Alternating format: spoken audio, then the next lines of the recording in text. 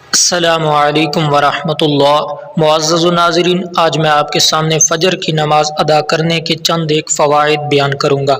ویسے تو کتب احادیث میں فجر کی نماز ادا کرنے کے بہت سے فوائد موجود ہیں، لیکن آج میں آپ کے سامنے چند ایک احادیث بیان کروں گا، کیونکہ فجر کی نماز ایسی نماز ہے کہ بہت سے لوگ سستی کی وجہ سے یہ نماز چھوڑ دیتے ہیں۔ چونکہ یہ نماز تھوڑی مشکل بھی ہوتی ہے، کیونکہ بندہ سویا ہوتا ہے اور باقی سب نمازوں پر بندہ بیدار ہوتا ہے، تو چند ایک فوائد میں آپ کے سامنے احادیث نبوی سے بیان کروں گا۔ نماز فجر پڑھنے کے 6 بڑے فوائد ہیں۔ نمبر 1، نماز فجر پڑھنے کا پہلا فائدہ یہ ہے کہ نبی کریم صلی اللہ علیہ وسلم نے اللہ رب العالمین سے اپنی امت کے لیے صبح کے وقت برکت عطا کرنے کی دعا فرمائی ہے کہ اے اللہ، میری امت کے صبح کے وقت میں برکت ڈال دے۔ اس حدیث سے معلوم ہوا کہ کوئی شخص صبح کی نماز باجماعت ادا کرنے کے بعد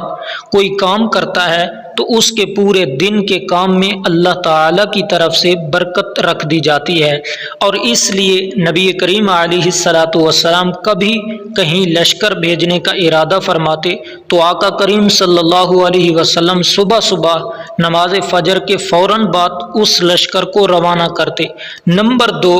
فجر کی نماز پڑھنے کا دوسرا بڑا فائدہ یہ ہے، یہ صحیح مسلم میں روایت موجود ہے، آقا علیہ الصلاۃ والسلام نے ارشاد فرمایا، جس شخص نے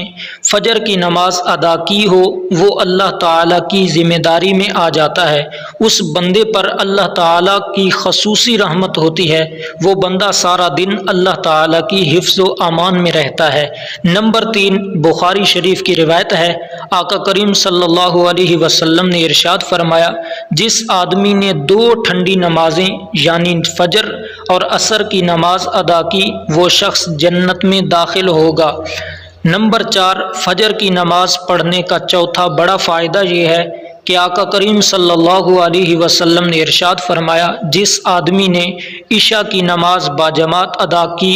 وہ شخص ایسے ہے جیسے اس نے آدھی رات نماز ادا کی، اور جس شخص نے عشاء کی نماز کے ساتھ ساتھ فجر کی نماز بھی باجماعت ادا کر لی تو وہ ایسے ہے جیسے اس نے ساری رات نماز ادا کی۔ نماز فجر پڑھنے کا 5واں بڑا فائدہ یہ ہے، آقا کریم صلی اللہ علیہ وسلم نے ارشاد فرمایا،